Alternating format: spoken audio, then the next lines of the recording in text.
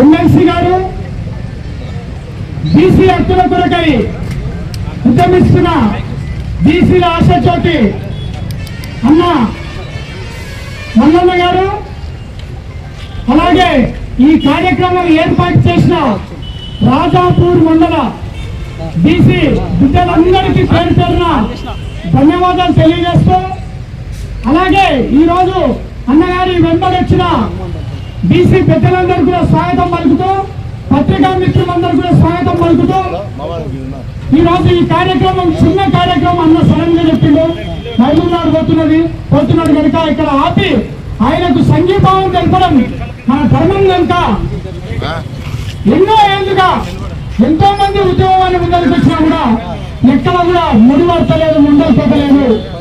ఎప్పుడు ఏ ప్రభుత్వాలు వచ్చినా కూడా బీసీలను ఓటు బ్యాంక్గా చూసుకుంటూ బీసీలకు వాళ్లకు జవాబుదారీతనంగా లేకుండా బీసీలకు ఒక చిన్న విషయం చెప్తాను మాట్లాడాలంటే కనుక నాకు తెలిసిన విషయం, జనాభాలో 55-60% ఉన్న మనం ట్యాక్సులు కడుతున్నది మనము, పన్ను చేస్తున్నది మనము, లాస్ట్ కు ఆర్టీసీ బస్సులలో ఎక్కి టికెట్లు తీసుకుంటున్నది కూడా మనమే, కిరాణా షాపులలో కొంటున్నది మనమే, పెట్రోల్ కొంటున్నది మనమే, ఎక్కడ చూసినా పర్చేస్ కూడా మొత్తం బీసీలో వేసి గవర్నమెంట్ ట్యాక్స్ కడుతున్నది కూడా టూత్ బ్రష్ మీద ట్యాక్స్ కడుతున్నది బీసీలు ఎక్కువ కడుతున్నారు.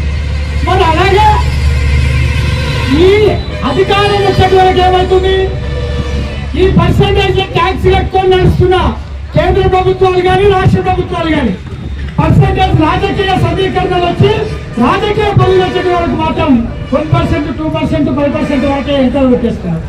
దీని గురించి మనం ఆలోచన చేయాలి.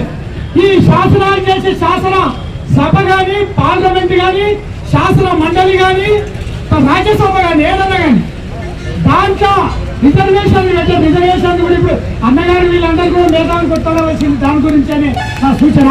ఇప్పుడు రిజర్వేషన్ ఏమిస్తున్నారు, ward member, sarpanch, MPTC, ZPTC వీడి వరకే వీళ్ళే కొట్లాడుకొని చాలండి. మరి జనాభా ప్రాతిపదికగా ఈడ రిజర్వేషన్లను పెట్టినప్పుడు ముందు మన అసెంబ్లీలో ఎందుకు పెట్టారు, మన జనాభా ప్రాతిపదికన ఉన్న 55% మనకు ఎందుకు పెట్టారు, ఎమ్మెల్సీలు ఎందుకు పెట్టారు, రాజ్యసభలో ఎందుకు పెట్టారు, ఎంపీలో ఎందుకు పెట్టారు, ప్రధానమంత్రికి ఎందుకు పెట్టారు, ఉప ప్రధానికి ఎందుకు పెట్టారు, క్యాబినెట్కి ఎందుకు పెట్టారు, అన్నిట్లలో కూడా ట్యాక్సులు కట్టి కులవృత్తుల పరంగా దేశాన్ని నడిపించుకుంటూ దేశానికి జీవనాడిని మొత్తం బీసీలే.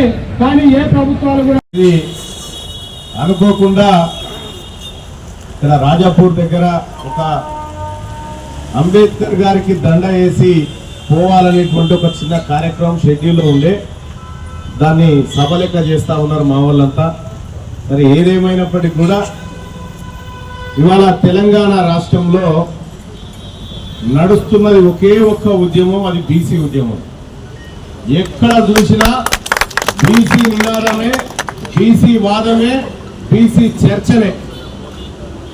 ఎందుకు ఈ బీసీ నినాదం పైకెక్కింది, ఎందుకు ఈ బీసీ వాదం తెరకెక్కింది ఆలోచన చేసుకోవాలి మనం. ఇక్కడ ఈ ఉమ్మడి మహబూబ్ నగర్ జిల్లాలో 14 అసెంబ్లీ స్థానాలు ఉన్నాయి. 14 అసెంబ్లీ స్థానాలుంటే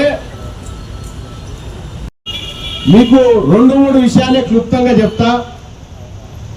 మనకు 42% రిజర్వేషన్ కోసం 70-80 ఏళ్ల నుంచి మన రిజర్వేషన్ కోసం కొట్లాడుతుంటే మన రిజర్వేషన్ రాలే. నేను ఆయల్లో చెప్పిన ఇది దొంగ జీవన నాయన, ఇది నిలబడదురా అని చెప్పిన.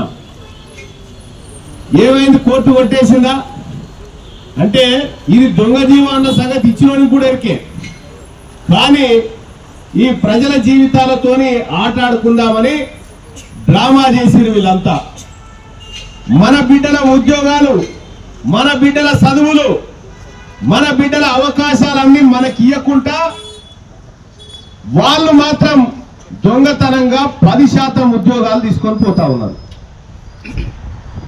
ఇవాళ ఉద్యోగాలలో దొంగతనమే, నిధులలో దొంగతనమే, నియామకాల్లో దొంగతనమే, అన్నిట్లలో దొంగతనం చేసుకుంటూ మన సొమ్ము వాళ్ళు తినుకుంటా వాళ్ళు మనని జాస్తున్నామని చెప్తా ఉన్నారు. ఈ దొంగలంతా సొమ్మే వాళ్ళు తింటా ఉన్నారు.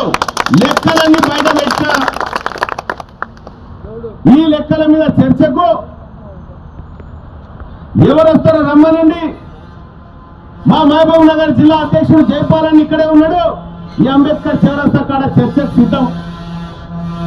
వాళ్ళు ఏ పార్టీలో ఉన్నా వాళ్ళంతా ఒకటే. మనకు రిజర్వేషన్ రావద్దనేటువంటి కుట్ర జరుగుతూ ఉంది. మన గౌళ్ళ బిడ్డకు, మన ముదిరాజుల బిడ్డకు, మన మున్నూరు కాపు బిడ్డకు, మన పద్మశాలి, నాయి బ్రాహ్మణ, విశ్వబ్రాహ్మణ, సాకలి, మంగలి అందరి బిడ్డలకు 500 మార్కులు వచ్చినా ఉద్యోగం వస్తలేదు. అదే రెడ్డైన బిడ్డకు 450 మార్కులు వచ్చినా ఉద్యోగాలు వస్తా ఉన్నాయంటే మన ఉద్యోగాలు దొంగతనంగా ఈడబ్ల్యూఎస్ కోటా ద్వారా కొల్లగొడతా ఉన్నారు. మొన్నటికి మొన్న రైతు భరోసా కింద ఎకరానికి 6,000 రూపాయలు అని చెప్పారు. ఎకరానికి 6,000 రూపాయలు మాఫీ చేస్తారంటే అలా మా బీసీలు ఎంతమంది ఉన్నారని లెక్క తీస్తే 162 ఉన్నటువంటి మనకేమో 4,000 కోట్ల రూపాయలు మాఫీ చేసిరు. 108 మంది లేని రెడ్లకు అగ్రవర్ణాలేమో 4,200 కోట్లు మాఫీ చేసుకున్నారు. సోపు వాళ్ళని ఈ పంపిణీ కాడ కూడా దోపిడే. ఎక్కడ చూసినా ఇలా బీసీలకు జరుగుతుంది అన్యాయమే. వాళ్ళు బిచ్చమేసేది కులగణన చేయరా బాబు అంటే కులగణన చక్కగా చేయలే. ఈ తెలంగాణ రాష్ట్రంలో ఈ పక్కపండే నల్లమల అడవి ఉంది. ఈ నల్లమల అడవిలో ఎన్ని పులులు ఉన్నాయో లెక్క పెడతాడు రేవంత్ రెడ్డి గారు. ఎన్ని కుక్కలు ఉన్నాయో లెక్క పెడతాడు ఈ రాష్ట్రంలో.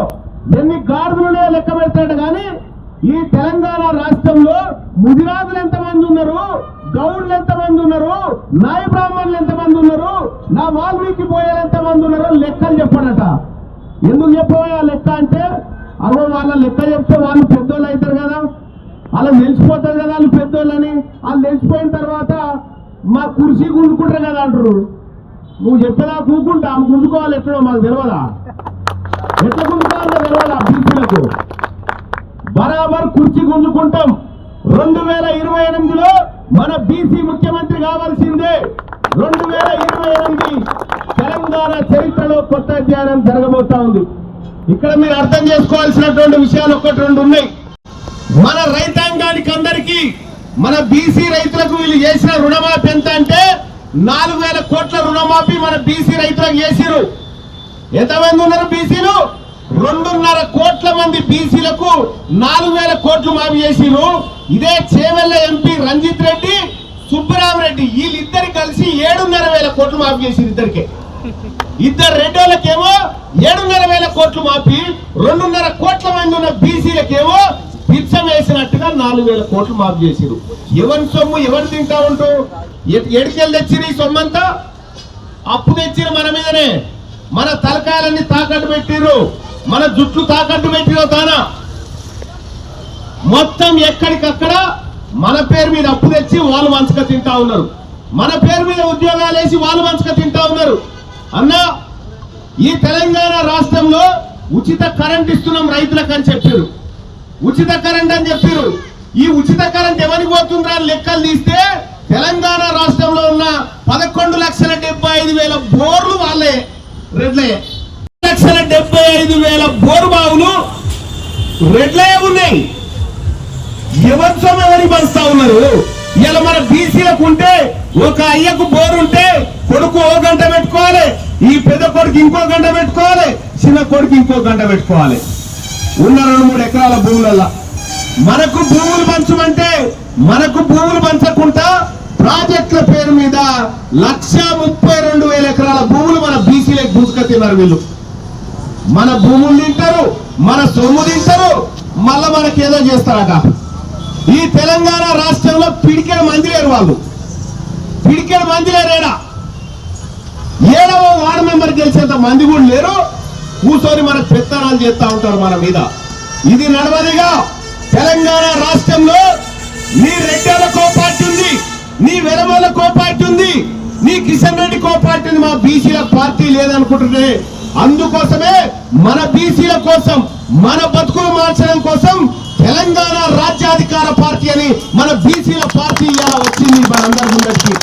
సోదరులారా, వాళ్ళు పార్టీలో ఖచ్చితంగా ఎట్లయితే అవుతారో నేను కూడా చెప్తా ఉన్నా. మీరు ఏ పార్టీలో ఉన్నా, ఎక్కడ ఉన్నా, అల్టిమేట్ గా బీసీలు రాజ్యాధికారంలోకి వచ్చినప్పుడే మీకు విలువ పెరుగుతుంది, మన జాతులకు మంచి జరుగుతుందని చెప్పి తెలియజేస్తా ఉన్నా. రిజర్వేషన్ ధర్నాతో వచ్చేది ఉంటే ధర్నా టెంట్ కట్టెలు ఇల్లే కూడా మీకు ఫస్ట్. అందుకోసమే వీళ్ళు ఎన్నడున్నా మనోళ్ళు కాదు, వీళ్ళు ఎప్పటికీ మనోళ్ళు కాదు. ఇది మన కిరాయింలే. ఈ TRS party, Congress party, BJP party మనకి ఎన్నడుకున్న కిరాయింలే తప్ప మనం ఆ ఇంటి ఓనర్లం కాలేం. అందుకోసమే తెలంగాణ రాజ్యాధికార పార్టీ ఇలా మన పార్టీ వచ్చింది, మన బిడ్డల కోసం వచ్చింది పార్టీ. ఈ పార్టీ రేపొద్దున 2028లో అధికారంలోకి వచ్చిన తర్వాత ప్రతి బీసీ కుటుంబానికి 2 ఎకరాల భూమిని ఉచితంగా పంచాలని చెప్పి ఇలా ఈ పార్టీ తీర్మానం చేసింది. అలాగే 1,00,000 కోట్ల బడ్జెట్లు ఈ బీసీల కోసం మొదటి బడ్జెట్ లోనే పెట్టాలని ఈ పార్టీ తీర్మానం చేసింది. అలాగే ముస్లిం సోదరులకు సచార్ కమిటీ రిపోర్టు ఆధారంగా అన్ని పథకాలు అమలు చేయాలని చెప్పి ఇలా ఈ పార్టీ భావిస్తా ఉంది.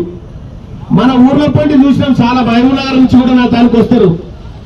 అన్న మమ్మల్ని ఊర్లకేం వెళ్ళేసిరు, మమ్మల్ని కులంకేం వెళ్ళేసిరు, మమ్మల్ని ఇంట్లోకి రానిత్తలేరు, మమ్మల్ని కులంలోకి రానిత్తలేరు అని చాలా మంది వచ్చేది నా దగ్గరికి. ఈ రాష్ట్రంలో మన ముదిరాజు వాళ్ళని కులంలోకే వెళ్ళేసిరు, మన గౌన్లను వెళ్ళేసిరు, మన సాకలి, మంగలి, కుమ్మరి, కమ్మరి, విశ్వబ్రాహ్మణులను ఊర్లకే వెళ్ళేసిరు. ఏ ఊర్లోనన్నా రెడ్డోళ్ళని వెళ్ళేసిరా?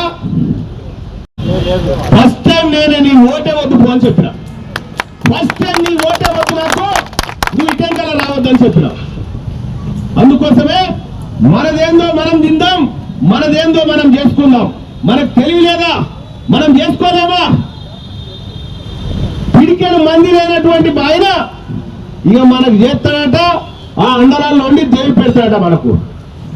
వీడికేమి కృష్ణా నీళ్లు బనకచర్ల పేరు మీద ఇటు రాయలసీమ పోతా ఉన్నాయి, గోదావరి నీళ్ళేమో భీమవరం పోతా ఉన్నాయి. రేవంత్ రెడ్డికి ఏం బాధ? భీమవరం నీళ్లు పోతే మనకు బాధ. రేవంత్ రెడ్డి ఎప్పుడు ఉండేది భీమవరం కాడ, కోమటిరెడ్డి వెంకరెడ్డి ఎప్పుడు ఉండేది కర్నూలు కాడ. వీళ్ళకి ఏం బాధ ఉంటది? బాధ మనకు, మన నీళ్లు. ఇదే పాలమూరు జిల్లా ఇప్పటికి కూడా వలసలతోనే తల్లడిల్తుందంటే మనం అర్థం చేసుకోవాలి. మన బతుకులు ఇట్లా మారాయి. మనం రాజ్యాధికారంలోకి వస్తే తప్ప బీసీలు ముఖ్యమంత్రులు కావాలి, ఈ ముదిరాజు బిడ్డల అసెంబ్లీలోకి రావాలి, ఈ యాదవ బిడ్డల అసెంబ్లీలోకి రావాలి, ఈ విశ్వబ్రాహ్మణులు రావాలి, ఈ నిమ్న కులాలు రావాలి. ఇవన్నీ అసెంబ్లీలోకి వచ్చి మన రాత మనమే రాసుకుందాం, మన చేత మనమే చేసుకుందాం. మనం ఎవరి కింద బానిసగా బతకడానికి సిద్ధంగా లేము అని చెప్పి తెలియజేస్తా ఉన్నా. మరి ప్రజలారా, ఈ బీసీ ఉద్యమానికి మీరంతా సమాయత్తమైనా చేతులు ఇవ్వటాల్సిందిగా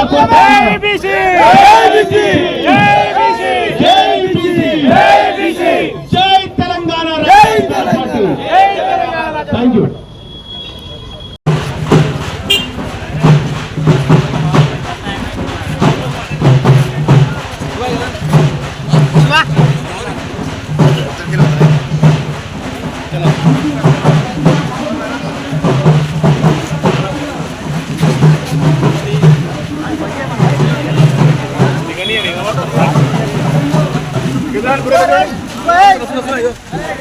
Kita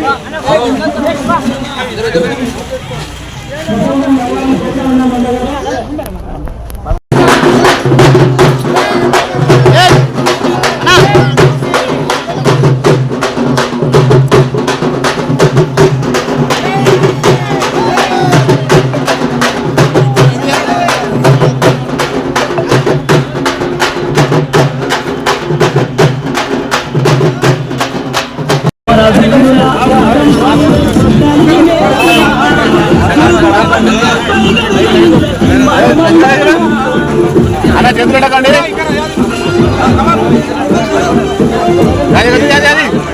ఇక్కడ అలా గమ్మిన కొంచెం ఇంకా రప్పించనా అలా కట్టాలి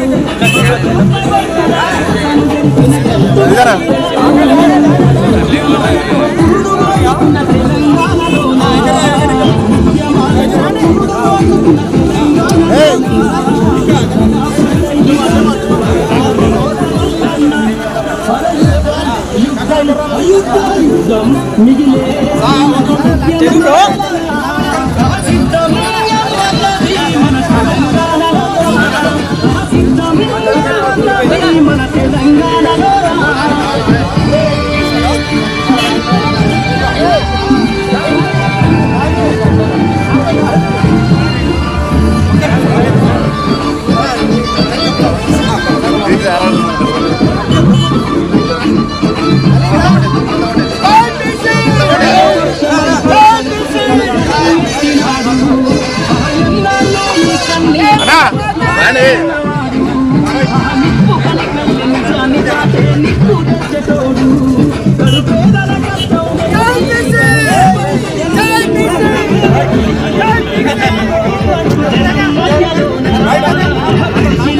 అనేక చూడండి అనేక చూడాలి అనేక చూడు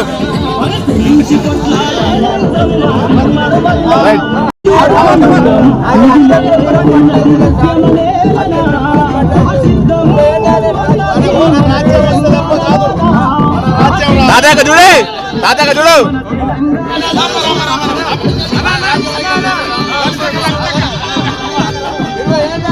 తాతయ్య పక్కరు తాతయ్య పక్కరు అందరూ సహకరించినందుకు ఎస్సీ ఎస్టీ బీసీ సభ్యులందరికీ ధన్యవాదాలు తెలియజేస్తున్నా.